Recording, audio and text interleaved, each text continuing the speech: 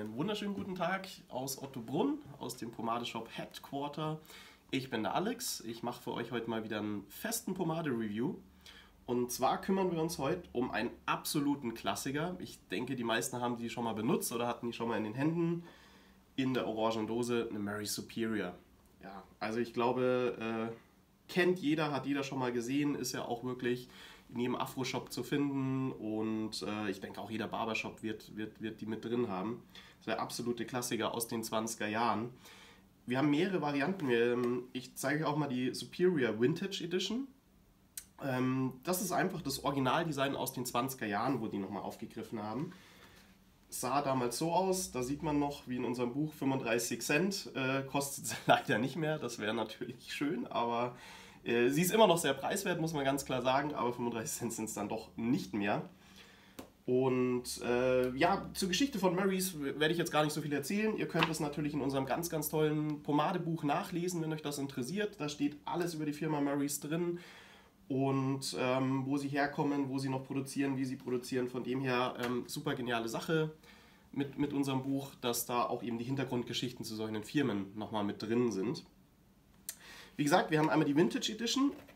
Unterschied zur ganz normalen Superior ist klar das Design und der Duft. Da ist ein bisschen mehr Parfum mit drin, während für mich die klassische Superior ja immer so ein bisschen einfach nur nach Bienenwachs, Vaseline riecht. Da ist zwar auch Parfum mit drin, was so eine leicht pudrige Note hervorhebt, aber ehrlich gesagt riecht es für mich eigentlich nur nach den Inhaltsstoffen.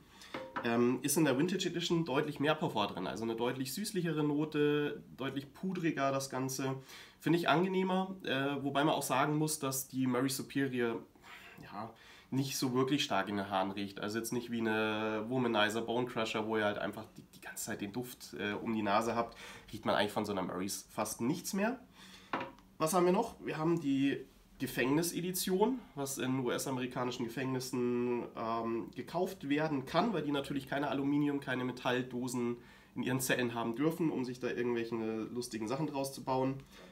Und dann hätten wir noch die kleine Reisegröße mit, weiß gar nicht, was hat die denn, 10 Gramm? 32 Gramm, ja. Also da wirklich was Schönes fürs Flugzeug, wo ihr keine Probleme habt. Auf der anderen Seite, die normale Dose hat, glaube ich, auch genau, ja, 85,9 Gramm, also würde auch noch ins Flugzeug reingehen. Ist natürlich im Kulturbeutel ein bisschen größer das Ganze. Gut, dann, meine Haare sind schon leicht feucht. Ich habe mir einen Hair Tonic erstmal rein, dass es gut für die Pomade vorbereitet ist. Und ich werde für euch den King Brown Kamm nehmen. Den finde ich eigentlich sehr, sehr gut. Der Griff könnte ein bisschen länger sein, ein bisschen kurz, aber jetzt gerade, die Zinken sind relativ breit auseinander, was ich für so eine breite Pomade, für so eine feste Pomade sehr gerne nehme. King Brown Handle Comb finde ich eine gute Sache. Die Feinzing brauche ich überhaupt nicht für diese festen Pomaden. Um die Seiten nachzuziehen, nehme ich, wenn eine Haarbürste, funktioniert für mich besser, deswegen eigentlich nur die breite Seite. Ich nehme jetzt mal die Superior Vintage Edition. Ja, ist typisch, kommt diesem Gelb daher. Wie gesagt, dieser Duft deutlich süßlicher als eben bei der normalen Superior. Und ja, holen wir uns mal den ersten Finger raus. So zum Verreiben, also man merkt schon, das ist schon eine gut feste Pomade, also recht klebrig auch die Geschichte. Was mir eben aber sehr, sehr gut gefällt, weil man kann damit auch die Haare gut legen. Also jetzt nicht wie bei der Schmiede Knüppelhart, die ich ja vor ein paar Wochen für euch getestet habe, die dann eher cremig ist, wo es schwierig ist, auch die Haare dann im hinteren Bereich oder an den Seiten gut zu legen.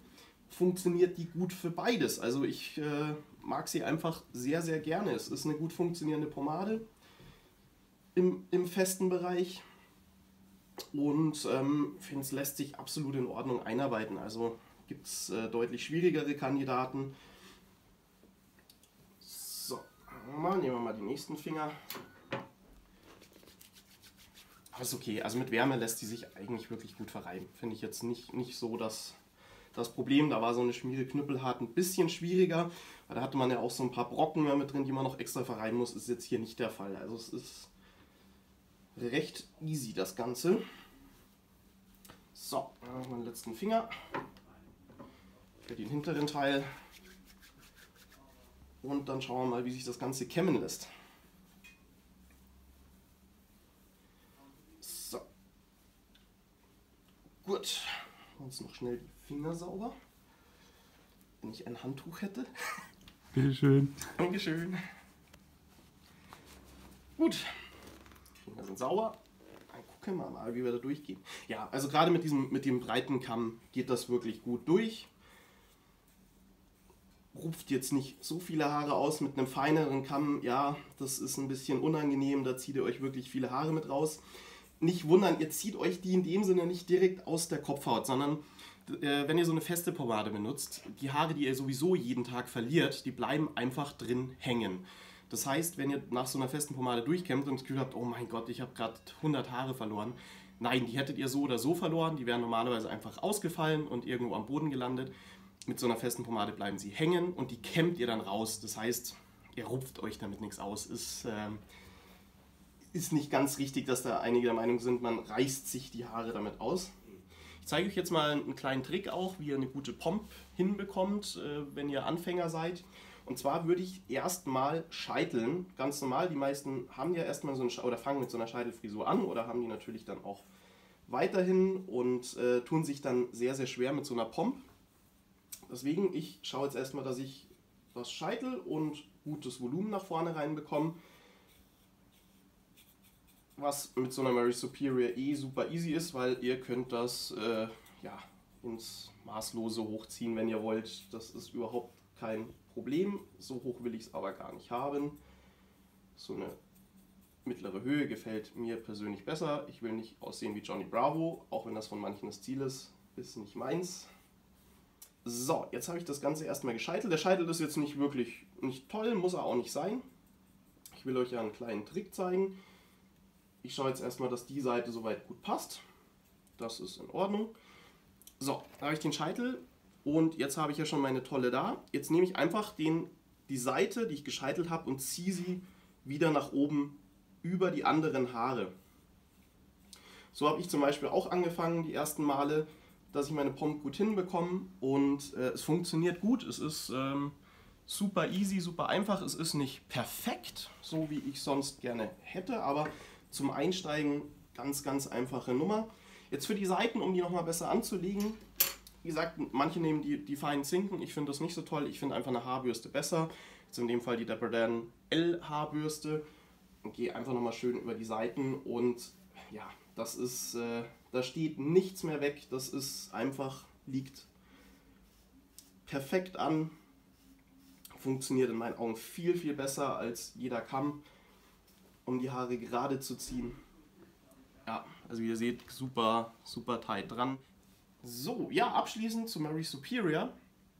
Also ich finde den Glanz absolut in Ordnung für eine feste Pomade, die ja doch im Normalfall eher recht matt ist. Ist der Glanz gut? Also ich würde jetzt da nicht nochmal was Weiches drüber packen für mehr Glanz. Gerade an den Seiten, wenn ihr da drüber gebürstet habt, dann holt es finde ich, immer nochmal so ein bisschen mehr Glanz raus. Also das ist vollkommen in Ordnung. Auch insgesamt, sie funktioniert einfach gut. Die ist preiswert, sie macht alles, was sie soll, sie hält alles zusammen, sie funktioniert, finde ich, für alle Haartypen. Klar, je nachdem, was ihr machen wollt. Jetzt, wenn ihr gerade Haare habt und sie legen wollt, bräuchtet ihr nicht so was Festes, aber sie funktioniert einfach. Ja, ich hoffe, euch hat der Review gefallen über die Mary Superior. Ich wünsche euch noch einen schönen Tag und bis bald mal wieder. Euer Alex. Servus.